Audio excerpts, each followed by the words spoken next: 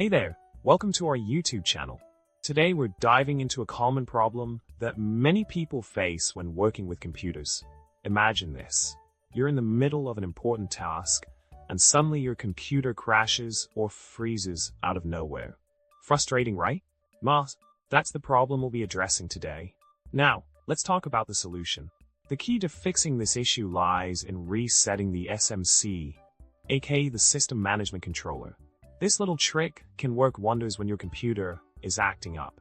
To reset the SMC, all you need to do is follow a few simple steps, and it'll be back up and running smoothly in no time. It's a quick and easy solution to a pesky problem.